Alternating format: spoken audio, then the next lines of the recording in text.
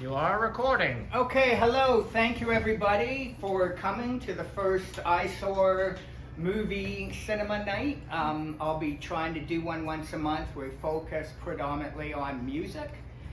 Today we're going to show the Anvil movie, which came out, I'm going to say 2007. Filmed in 2006. Filmed Came out on DVD 2009. 2009, great.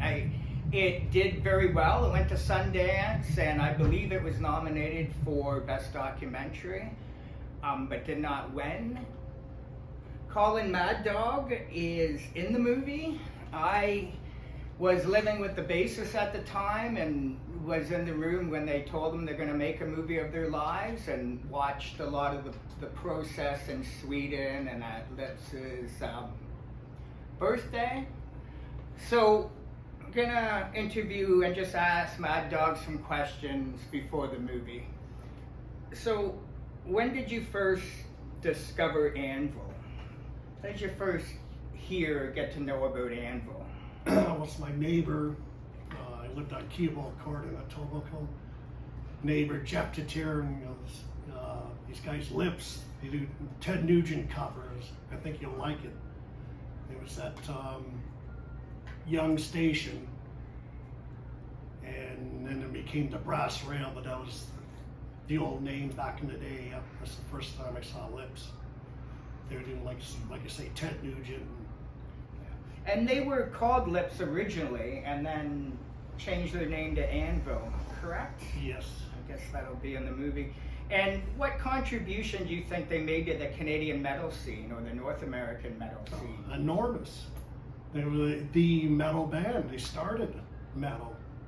Back in the day, it was Rush, Triumph, Moxie. It wasn't really metal, it was hard rock. So, like a song like 666, it's one of a kind, 1982. Thank you. And they've written songs about you. Do you want to tell me about the songs they've written about you, and if you have any favorite songs? Maddog, of course, written about me. Blood on the Ice, about hockey fights. On the old Pound for Pound album. And probably Killer Hill about cycling. That's Unplugged and Permanent. Those three, yeah. You want to tell an interesting little fun fact story about the time Lips was asked to join Motorhead, which I think is very interesting. Not in the movie, and I don't think many people know. You remember that story? Yes. It was 1983. We were playing with Motorhead, Another Perfect Day tour. And I guess Lemmy had problems with the Brian Robinson. He only did the Perfect Day album. So we needed someone for like 3 weeks to fill in. Hired gun for 3 weeks. And I don't know, he turned it down. To me, it was foolish. He should have done it. It would have been a very interesting point in music history if you got to see Lips play with Motorhead for a couple of weeks. That would have been very unique for all metal fans. And any connections you've made since you and your friend Cut have been in the movie?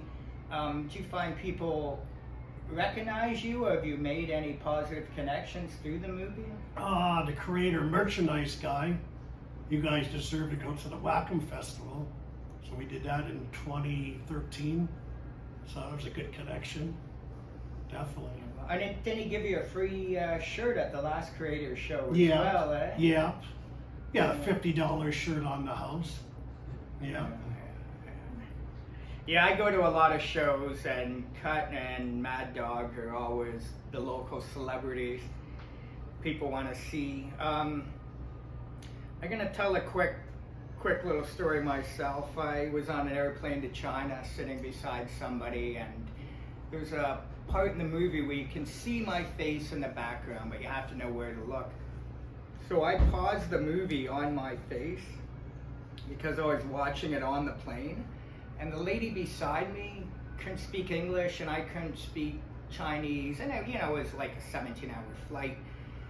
So I left my face on the movie screen and kind of pointed to her and showed her, and I got a kick out of that. I thought that was hilarious. And I think too, like one of the questions is, why do they still do it? And I believe, writers write, musicians play, dancers dance, artists have to create. And if you're successful and other people like it, that's great. But at the end of the day, I think you have to do it for yourself. And if other people like it, that's gravy. Would you like to say anything else to introduce the movie before we start rolling? Do you want to show them your Lips album? Your Sure, old Lips yeah. album from... He has an old... Well, I'll let him take it away. Yeah, that's what 1,000 made. So I got the ball rolling. Yeah. What year would that have been? 81. That was 81, and that was right before the name change. And Yeah. Their first show changed the name to Anvil, opening for Motorhead. So how Wow. cool was that? 2 shows. How did they Danforth Music Hall. How did they get that gig? They had a manager at the time? Yeah. I think one of them, Mr. Wilson, pretty sure was the first manager. And the same lineup that was on, that was on Yes. Metal on Metal, eh? Yeah. Okay, well, we have a question. Yes. Maddog. So, do you play with Anvil? Like you played with the group? No. Oh, okay. Just a fan. Okay, I wasn't sure. No musical talent. Okay, that I know. wasn't sure from the way you were talking whether you were actually affiliated with the band in a professional manner or not, or just. Well, I'll tell you. I think the appropriate word is muse.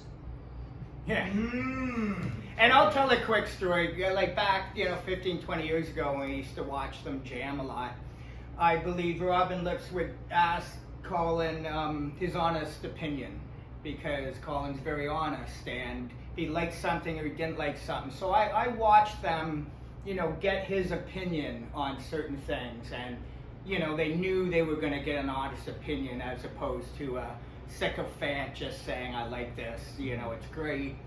Colin has an excellent ear for music and music history, so I saw a lot of times Robin Lips asking him what they thought and taking it into consideration. So I think that's part of it as well. So the King's Conscience, beautiful.